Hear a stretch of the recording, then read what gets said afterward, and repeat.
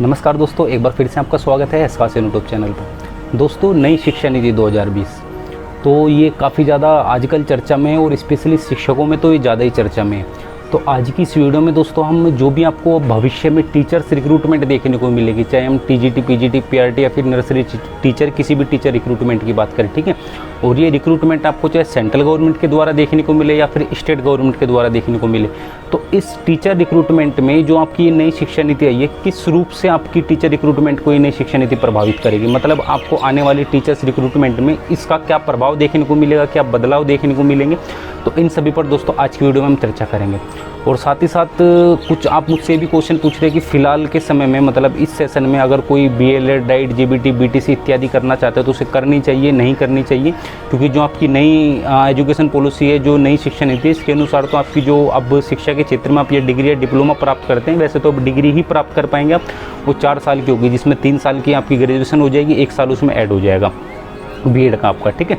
तो अब नई शिक्षा नीति आने के बाद तो ये प्रोसेस है, लेकिन फिलहाल के टाइम पे आपको जो 2 साल का आपका 2 वर्ष से आपका डिग्री या डिप्लोमा करते हैं, जैसे डाइट, बीटीसी, जेबीटीटी, बीएड वगैरह आप करते हैं, तो आपको आज के टाइम में वो करनी चाहिए, नहीं करनी चाहिए, तो उसके बारे में भी चर्चा कर लेंगे। और दोस्तों, सबसे पहले मैं आपको बता दूं, कल परसों में मैंने एक और वीडियो डाली है नई शिक्षा नीति 2020 को लेकर, ठीक है।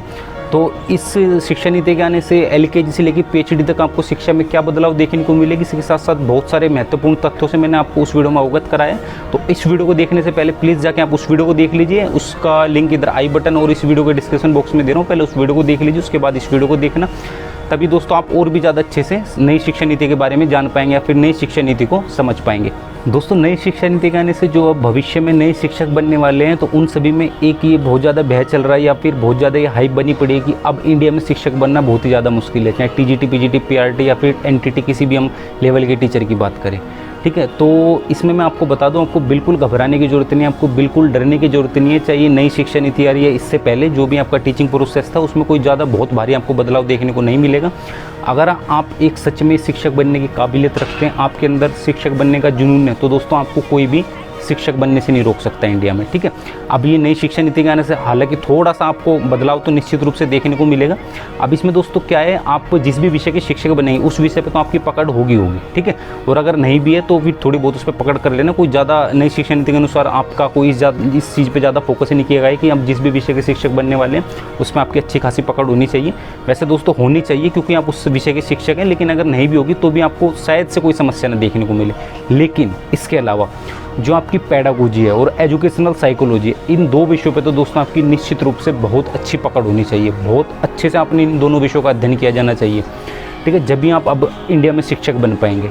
क्योंकि सारा का सारा जोर इस पे दिया गया है कि कोई भी अगर इंडिया में शिक्षक है तो दोस्तों प्रशिक्षित होना चाहिए शिक्षक पद के लिए। और प्रशिक्षित कब होगा, जब उसकी पैडागोजी और एजुकेशनल साइकोलॉजी मजबूत होगी। वैसे तो और भी बहुत सारे विषय होते हैं शिक्षक के लिए प्रशिक्षित होने के लिए, लेकिन ये 2 विषय सबसे ज़्यादा मेन है। तो अगर आप इन 2 विषयों पर अपनी अच्छी खासी पकड़ बना लेते हो ना, तो दोस्तों चाहे ये नई शिक्षा नीति आ जाए, आज से 10 साल बाद कोई और भी शिक्षा नीति आ जाए, तो आपको बिल्कुल घबराने की जरूरत नहीं है। तो अगर आपने इन 2 विषयों पर आप पकड़ बना लेते हैं, ठीक है, तो घबराने की बिल्कुल ज़रूरत नहीं है। आप अपनी अच्छे से मेहनत करते रहिए जैसे आप कर रहे थे, और इस तरह की अफवाह या इस तरह की हाइप से आप बिल्कुल बचें कि भाई अब शिक्षक बनना बहुत मुश्किल है, अब तो मुझे पढ़ाई छोड़ देनी चाहिए, मुझे कोई दूसरी लाइन में चले जाना चाहिए, ऐसा बिल्कुल भी नहीं सोचना।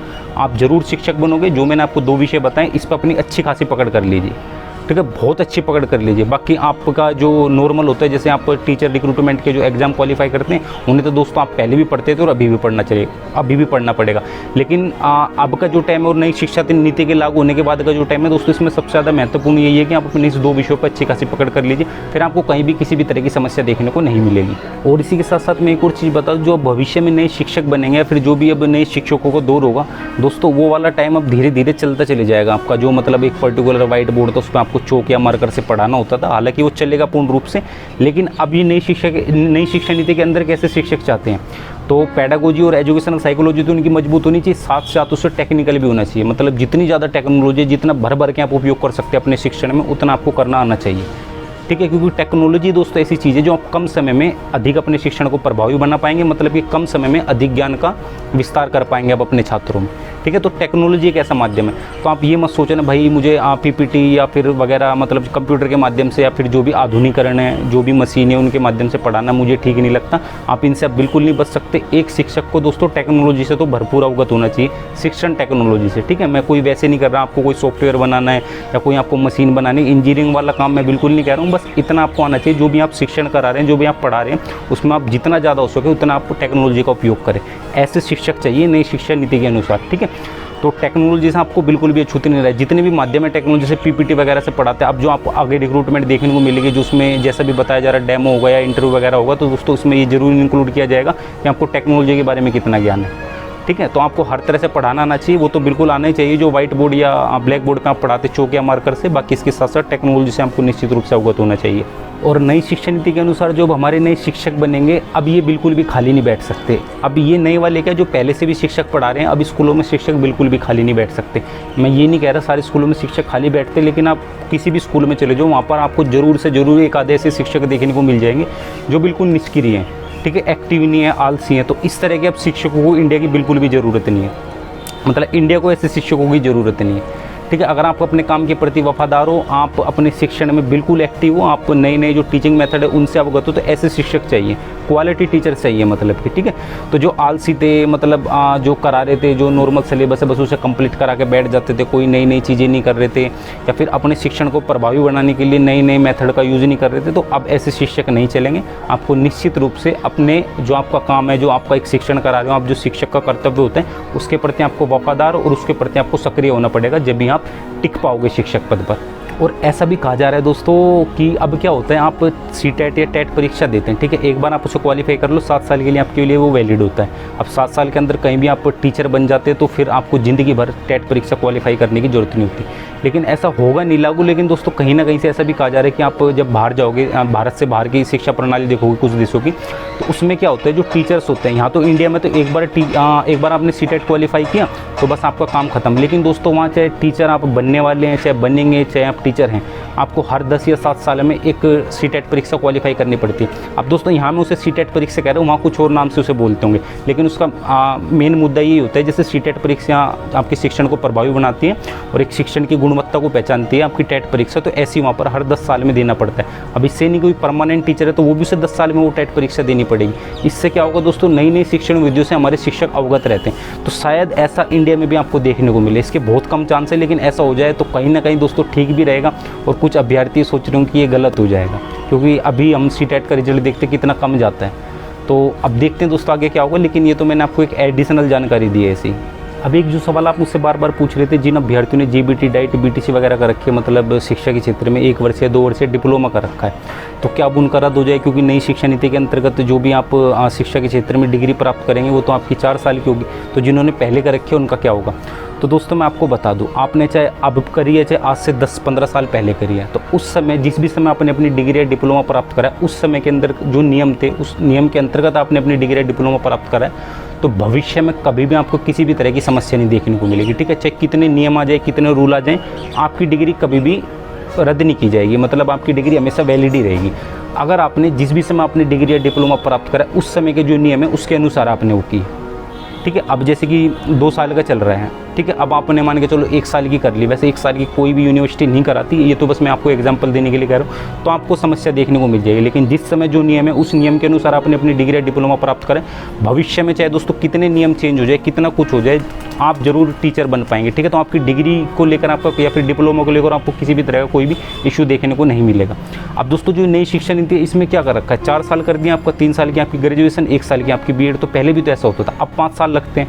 अब 3 साल की ग्रेजुएशन करनी पड़ती है, 2 साल की बीएड करनी पड़ती है, अब 5 साल लगते हैं। लेकिन जब नई शिक्षा नीति आएगी उसमें केवल 4 साल लगेंगे। तो ये तो अच्छी बात है ना। आज से मतलब 2015 से पहले तो 1 साल की बीएड, बीटीसी, डाइट, जीबीटी वगैरह होती थी, शायद से 2015 के बाद ही 2 साल की हुई है। ठीक है, तो पहले वाला हिसाब हो गया। लेकिन अब आपको एक साथ करनी पड़ेगी। ऐसे नहीं है कि बीएड आप अलग यूनिवर्सिटी से कर रहे हो और अपनी ग्रेजुएशन अलग यूनिवर्सिटी से कर रहे हो। ऐसा भी हो सकता है जिन अभ्यर्थियों ने ग्रेजुएशन करके उनका ये भी अवसर मिलेगा कि 2 साल की अपनी बीएड कंप्लीट कर सकते हैं, लेकिन इससे बेटर होगा कि एक साथ ही कर ले। और दोस्तों 12th के बाद अगर आपको टीचर बनना है तो आप एक ही साथ करोगे, लेकिन ये मैंने उनके लिए बताया जो ग्रेजुएशन कर चुके हैं और उनका बाद में मूड बनता है कि भाई मुझे शिक्षक बनना है, तो उन्हें तो 2 साल की बीएड करनी पड़ेगी। मास्टर्स करके करोगे तो 1 साल की बीएड करनी पड़ेगी, ठीक है। तो बीएड तो कंपलसरी है, चाहे टीजीटी, पीजीटी, पीआरटी किसी भी पोस्ट की बात करें तो उसके लिए, जैसे पीजीटी के लिए कुछ ऐसी रिक्रूटमेंट होती है जहाँ पे बीएड नहीं मांगी जाती, तो अब ऐसा बिल्कुल भी नहीं है। पीजीटी के लिए कहीं भी कैसे भी रिक्रूटमेंट है उसमें आपसे बीएड भी मांगी जाएगी और उसमें आपका टेट भी क्वालिफाई होना चाहिए। अब दोस्तों टीचिंग रिक्रूटमेंट पर इस नई शिक्षा नीति का क्या प्रभाव पड़ेगा उसके बारे में चर्चा कर लेते हैं। अब देखिए दोस्तों, अब से पहले क्या होता था, जो फर्स्ट क्लास से पहले की क्लास होती है, जैसे प्री स्कूलिंग बोलते हैं, जैसे नर्सरी, एलकेजी, यूकेजी वगैरह होती, तो इसके लिए अभी आपको एक डिप्लोमा करना होता था 12th के बाद, ठीक है। वो सभी लोग नहीं करते थे, ठीक है। जिसका डाइट, जेबीटी, बीटीसी में एडमिशन नहीं हुआ या फिर किसी का बीएड नहीं हुआ, तो बहुत कम लोग करते थे क्योंकि उसकी रिक्रूटमेंट भी कम देखने को मिलती थी। लेकिन अब ऐसा नहीं है, अब आपको जो नर्सरी टीचर की रिक्रूटमेंट है वो काफ़ी ज़्यादा देखने को मिलेगी। तो जो अभ्यर्थी वाला डिप्लोमा प्राप्त कर चुके हैं तो उनके लिए काफ़ी अच्छी खबर है, उसकी रिक्रूटमेंट में आपको नर्सरी टीचर की एनटीटी या फिर जो आप करते हो ईसीसीई, तो इसकी रिक्रूटमेंट में निश्चित रूप से आपको बढ़ावा देखने को मिलेगा, मतलब बढ़ी हुई आपको रिक्रूटमेंट देखने को मिलेगी इसकी संख्या, ठीक है। तो अगर आप अब भी करना चाहते हो तो आप कर सकते हो। आपको भविष्य में जो नर्सरी टीचर बनना चाहते हैं उनको काफ़ी सारी रिक्रूटमेंट देखने को मिलेगी, उनका भविष्य उज्ज्वल ही है। अब दूसरी चीज़ जो नई शिक्षा नीति का रिक्रूटमेंट में प्रभाव पड़ेगा दोस्तों, वो है लैंग्वेज टीचर का। अगर आप किसी भी लैंग्वेज के टीचर हैं तो आपको निश्चित रूप से उसमें भी आपकी रिक्रूटमेंट की संख्या बढ़ी हुई देखने को मिलेगी। जो पहले संख्या थी रिक्रूटमेंट की, अब जो आपको देखने को मिलेगी उसमें आप फ़र्क देख सकते हैं। लेकिन जो सबसे ज़्यादा फ़र्क देखने को मिलेगा, जो हिंदी और संस्कृत के जो टीचर बन रहे हैं ना, टीजीटी या पीजीटी, उन्हें और भी ज़्यादा इसमें फ़ायदा देखने को मिलेगा। हर लैंग्वेज टीचर को फ़ायदा देखने को मिलेगा, लेकिन हिंदी और संस्कृत वाले को ज़्यादा फ़ायदा देखने को मिलेगा। तो अब नई शिक्षा नीति के आने के बाद जो भी रिक्रूटमेंट आएगी आप उसमें देख लेना कि लैंग्वेज टीचर की रिक्रूटमेंट में कितना ज़्यादा आपको बढ़ोतरी देखने को मिली है। और लैंग्वेज में भी दोस्तों हिंदी, संस्कृत में तो और भी ज़्यादा फ़ायदा है, ठीक है। तीसरा दोस्तों, जो गेस्ट टीचर है अब इन्हें हटा दिया जाएगा, ठीक है। अभी तक लेते थे गेस्ट टीचर, अब 2030 तक तो बिल्कुल ही ख़त्म ही कर दिया जाएगा सब कुछ, ठीक है। तो इसमें ये फ़ायदा होगा दोस्तों। अब क्या होता था, अभी ये होता था, मान के चलो किसी स्कूल को टीचर्स की ज़रूरत है, वो गेस्ट टीचर रिक्रूटमेंट निकाल लेता था, ठीक है। उसकी वो ज़रूरत पूरी हो जाती थी, उसे मतलब छात्र थे स्कूल के, उसे बच्चों को शिक्षक भी मिल जाते थे। लेकिन जब अब गेस्ट टीचर ही नहीं रहेंगे तो स्कूल टीचर्स कहाँ से लेके आएगा? बगैर टीचर्स के तो स्कूल चलेगा नहीं ना। और इन्होंने वो रेशो भी निकाल रखा है कि भाई 25 बच्चों पे एक टीचर चाहिए या फिर 30 बच्चों पे एक टीचर चाहिए। तो जनसंख्या कैसे बढ़ रही है। और आज से 10-15 साल पहले ऐसा भी होता था कि सब लोग नहीं पढ़ाते थे अपने बच्चों को, लेकिन अब ऐसा बिल्कुल भी नहीं है। अब निश्चित रूप से बदलाव देखने को मिला है, बहुत लोग अपने बच्चों को पढ़ा रहे हैं। तो जो बच्चों की संख्या बढ़ रही है विद्यालयों में, ठीक है, तो इसमें दोस्तों ऊपर से इन्हें 25 या 30 बच्चों पे एक शिक्षक भी चाहिए, ठीक है। तो टीचर्स की रिक्रूटमेंट तो बढ़ेंगी। पहले से गेस्ट टीचर की रिक्रूटमेंट के द्वारा भर लिया जाता था, अब जब गेस्ट टीचर की रिक्रूटमेंट ही नहीं निकलेंगी तो दोस्तों टीचर्स कहाँ से लेंगे? निश्चित रूप से इन्हें परमानेंट रिक्रूटमेंट निकालनी पड़ेगी। तो इसलिए जो आपको पहले बहुत समय बाद परमानेंट रिक्रूटमेंट देखने को मिलती थी, अब ऐसा नहीं होगा। नई शिक्षा नीति के आने के बाद आपको इतना लंबा इंतजार नहीं करना पड़ेगा। कोई भी संस्था, चाहे स्टेट गवर्नमेंट की या फिर सेंट्रल गवर्नमेंट की, आपको निश्चित रूप से समय पर आपको टीचर के लिए परमानेंट रिक्रूटमेंट देखने को मिलती रहेगी। अब दोस्तों गेस्ट टीचर का ये भी रीज़न देते थे कि भाई कुछ फाइनेंस की प्रॉब्लम होती थी, मतलब कुछ आर्थिक रूप से कमज़ोर होती थी वो संस्था, ठीक है, तो पूरी सैलरी पे नहीं कर पाती थी, तो इसलिए इन्हें गेस्ट टीचर की रिक्रूटमेंट निकालनी पड़ती थी। तो अब दोस्तों ऐसी कोई भी संस्था या फिर ऐसी कोई भी यूनिवर्सिटी, ऐसा कोई भी विभाग ऐसा कोई बहाना नहीं लगा सकता कि उस पर आर्थिक रूप से कमज़ोर है वो, इसलिए वो परमानेंट रिक्रूटमेंट नहीं निकाल सकता। क्योंकि जीडीपी का अब दोस्तों 6% शिक्षा पर खर्च किया जाएगा। अब ये कागजी में बोल रहा हूँ, अब असली में कितना खर्च किया जाएगा दोस्तों वो तो भविष्य में देखने को मिलेगा। लेकिन जो कागजों में जो रूल है, अब जीडीपी का 6% शिक्षा पर खर्च किया जाएगा। तो इसलिए कोई भी ऐसी संस्था सेंट्रल गवर्नमेंट या स्टेट गवर्नमेंट की ये बहाना नहीं लगा सकती कि सर हम परमानेंट रिक्रूटमेंट नहीं निकाल सकते क्योंकि हमारे पास आर्थिक रूप से हम कमज़ोर हैं, ठीक है। तो इस तरह की किसी भी तरह की कोई समस्या नहीं देखने को मिलेगी। अब आपको एक ही तरह की रिक्रूटमेंट देखने को मिलेगी, वो परमानेंट रिक्रूटमेंट। अब ये guest teacher, contract teacher, para teacher सब खत्म कर दिया जाएगा, ठीक है। तो इसमें तो निश्चित रूप से हर शिक्षक को फ़ायदा होगा, चाहे नर्सरी टीचर की बात करें, चाहे पीआरटी, टीजीटी, पीजीटी, किसी भी लेवल के टीचर की हम बात करें। अब कुछ ऐसी चीज़ें होती हैं, मतलब आप ऐसी कुछ डिग्री कर लेते हैं ग्रेजुएशन वगैरह, तो उसमें जब आप कल को किसी टीचिंग पोस्ट के लिए अप्लाई करते हैं तो उसमें सब्जेक्ट कॉम्बिनेशन का बहुत तगड़ा पंगा बैठता है कुछ लोगों के साथ, सबके साथ नहीं बैठता। क्योंकि उसमें आपसे डिमांड की जाती है कि भाई आपने ग्रेजुएशन में ये सब्जेक्ट पढ़े हो, आपने बीएड में ये वाला सब्जेक्ट पढ़ा हो, 12th में आपके पास ये सब्जेक्ट होना चाहिए, ठीक है। तो इस पर तो दोस्तों मैंने जो शिक्षा नीति पढ़ी थी, देखो गुड़ तरीके से तो मैंने भी नहीं पढ़ी, जो मेन चीज़ें वही मैं आपको बता रहा हूँ, ठीक है। तो ऐसा मुझे भी सब्जेक्ट कॉम्बिनेशन से संबंधित तो उसमें कोई भी जानकारी नहीं मिली कि मतलब आपको जैसे कि अब जो ग्रेजुएशन में आप अपनी अपनी मर्जी से कोई सा भी सब्जेक्ट ले सकते हैं। 11th या 9th से लेकर 12th तक अपनी मर्जी से कोई सा भी सब्जेक्ट ले सकते हैं। तो भविष्य में जो आपको रिक्रूटमेंट देखने को मिलेगी तो आपका इसमें सब्जेक्ट कॉम्बिनेशन वाला पंगा नहीं बैठेगा। तो इस तरह का कहीं भी कुछ मेंशन नहीं किया गया है और शायद से दोस्तों इसे ना भी बदला जाए, क्योंकि पहले तो ये था, पहले तो लोग एक बार के लिए ये भी बोल देते थे कि सर जो हमारा पैनल था, जो हमारे कॉलेज के रूल थे, उसमें ग्रेजुएशन में ये वाला सब्जेक्ट हम ले ही नहीं सकते थे, तो फिर आपकी टीचिंग रिक्रूटमेंट को हम कैसे पूरा करें। लेकिन अब तो रूल चेंज हो गए ना, अब तो आप जोन सा मन करे वो वाला सब्जेक्ट पढ़ सकते हैं। अब मन का भी ये दोस्तों पूरा एक फॉर्मेट बना के देंगे, आँख बंद करके आप जोन से अपने पसंद के सारे सब्जेक्ट नहीं ले सकते, आपको फॉर्मेट बना के देंगे। उस फॉर्मेट के अंदर अगर वो वाला सब्जेक्ट होगा तो आपको निश्चित रूप से वो पढ़ सकते हैं। तो सब्जेक्ट कॉम्बिनेशन के बारे में दोस्तों फिलहाल कोई मैं आपको सटीक जानकारी नहीं दे सकता कि नई शिक्षा नीति के आने से जो सब्जेक्ट कॉम्बिनेशन या फिर आपसे जो ग्रेजुएशन या बीएड में या फिर 12th क्लास में सब्जेक्ट की डिमांड की जाती थी उसे कम कर दिया जाए, फिर उसे हटा दिया जाए। तो इस तरह की अभी मेरे पास कोई फिलहाल जानकारी नहीं है, ठीक है। और शायद से दोस्तों इसमें कोई चेंज भी आपको ना देखने को मिले। तो रिक्रूटमेंट में दोस्तों कहाँ आपको किस तरह से नई शिक्षा नीति के आने से फ़ायदा मिलेगा, सारा का सारा मैंने आपको बता दिया है। अब दोस्तों इसमें ये है कि आप ये कहोगे नई शिक्षा नीति के अनुसार हम शिक्षक कैसे बन पाएंगे। तो इस वीडियो में दोस्तों इस टॉपिक को मैं कवर नहीं करूँगा, इसमें मैं आपको ऊपर से बता दूंगा। बाकी बिल्कुल डिटेल में मैं आपको बताऊंगा कि जब से आपने ये सोचा ना 12th के बाद कि भाई मुझे शिक्षक बनना है और आपकी रिटायरमेंट तक आप शिक्षक बन गए और रिटायर हो गए, तब तक का पूरा A to Z आपको प्रोसेस बताऊँगा नई शिक्षा नीति के अनुसार आप किस तरह से शिक्षक बन सकते हैं, किस तरह से स्टेबल रह सकते हैं अपने पद पर, किस तरह से सर्वाइव कर सकते हैं, क्या क्या आपको समस्या देखने को मिलेगी, क्या क्या आपको अच्छी चीज़ें देखने को मिलेगी, सारी चीज़ मैं आपको बता दूंगा 12th क्लास से लेकर आपके शिक्षक बन जाओगे जब आप उसकी रिटायरमेंट तक, ठीक है। तो इसमें डिटेल में मैं बहुत जल्द वीडियो लेकर आऊँगा दोस्तों। जैसी वो वीडियो आएगी तो उसका लिंक सबसे पहले मैं इस वीडियो के डिस्क्रिप्शन बॉक्स में दे दूँगा। अगर आप इस वीडियो को थोड़ा लेट से देख रहे हैं 1-2 दिन, तो आप एक बार इस वीडियो का डिस्क्रिप्शन बॉक्स चेक कर लेना, उस वीडियो को देख लेना, जिसमें आपको बिल्कुल अच्छे से पता चल जाएगा कि नई शिक्षा नीति के अनुसार आप शिक्षक कैसे बन सकते हैं। बाकी मैं ऊपर से बता देता हूँ कैसे बनते हैं। देखिए आपको सबसे पहले डिग्री करनी पड़ेगी, वही 4 साल की आपकी होगी, ठीक है। आपने ग्रेजुएशन कर ली तो आपको 2 साल की अलग से बीएड करनी पड़ेगी, बाकी मास्टर्स कर ली तो 1 साल की करनी पड़ेगी, ठीक है। तो ये तो आपकी क्वालिफिकेशन हो गई। इसके बाद आप अपनी टेट क्वालिफाई करोगे, ठीक है। अब दोस्तों ये सीटेट आपका हर जगह चलेगा, हालांकि अभी भी हर जगह चलता है, लेकिन कुछ ऐसी स्टेट है जहाँ पर सीटेट वैलिड नहीं है। वहाँ पर अगर कोई स्टेट गवर्नमेंट की जॉब निकलती है उस स्टेट में, तो उस स्टेट की जो टेट परीक्षा वही उसमें वैलिड मानते हैं, ठीक है। लेकिन अब ऐसा नहीं, अगर आपने सीटेट क्वालिफाई कर लिया, आँख बंद करके भारत के किसी भी राज्य, किसी भी केंद्र शासित प्रदेश में किसी भी टीचिंग रिक्रूटमेंट के लिए आप अप्लाई कर सकते हैं, ठीक है। तो ये वाला पंगा हटा दिया अब कि सीटेट, तो एक बार सीटेट क्वालिफाई कर लो, आप हर तरह की रिक्रूटमेंट के लिए एलिजिबल हो, ठीक है। पेपर 1 और पेपर 2 मैंने बता दिया। अब सीटेट के भी दोस्तों 4 चरण है, इसके बारे में मैं नेक्स्ट वीडियो में बताऊंगा, ठीक है। तो सबसे पहले डिग्री, फिर आपने टेट परीक्षा क्वालिफाई की और फिर टेट परीक्षा क्वालिफाई करने के बाद आप कोई भी टीचिंग रिक्रूटमेंट निकलेगी उससे क्वालिफाई करोगे, ठीक है। ये तो अभी तक का सेम प्रोसेस है, अभी भी ऐसा चलता है, नई शिक्षा नीति के आने के बाद भी चलेगा। अब दोस्तों इसमें क्या होता था, रिक्रूटमेंट में आन के चलो रिक्रूटमेंट का आपने एग्जाम क्वालिफाई कर दिया, उसके बाद आपकी डायरेक्ट ज्वाइनिंग हो जाती थी कुछ संस्था में, कुछ आपका इंटरव्यू भी लेते थे, अब तक ये। लेकिन अब इंटरव्यू कंपलसरी कर दिया गया है, ठीक है। KVS में पहले से इंटरव्यू था, लेकिन अब हर तरह की कोई भी गवर्नमेंट रिक्रूटमेंट निकलेगी सेंट्रल लेवल या फिर स्टेट लेवल पर, उसमें आपका इंटरव्यू कंपलसरी है। अब इंटरव्यू में ये बोल रहे हैं कि भाई थोड़ा करप्शन बढ़ जाएगा, भ्रष्टाचार बढ़ जाएगा, जो पैसे भर देगा उसका सिलेक्शन हो जाएगा, ये वो ये ऐसी बात चल रही है। तो दोस्तों बिल्कुल ऐसा हो भी सकता है, और आजकल तो दोस्तों पता नहीं क्या क्या हो रहा है, तो ये तो बिल्कुल होने वाली बात है, बिल्कुल जायज़ है, ठीक है। तो मैंने आपको बताया था दोस्तों, इसमें ना कुछ ऐसी नई शिक्षा नीति में कुछ ऐसी चीज़ें हैं कि ना इसका कुछ लोग विरोध कर रहे हैं। तो शायद से अभी ये शिक्षा नीति लागू तो हुई नहीं है, इसके लागू होने से मतलब इसके कानूनी रूप मिलने को अभी तो केवल कैबिनेट द्वारा पास किया, अभी से कानूनी रूप तो मिला नहीं है। तो ऐसा हो सकता है कुछ चीज़ों का इसमें संशोधन कर दिया जाए, मैं बिल्कुल कंफर्म होकर नहीं कह रहा, लेकिन शायद से कुछ चीज़ों का इसमें संशोधन कर दिया जाए, ठीक है।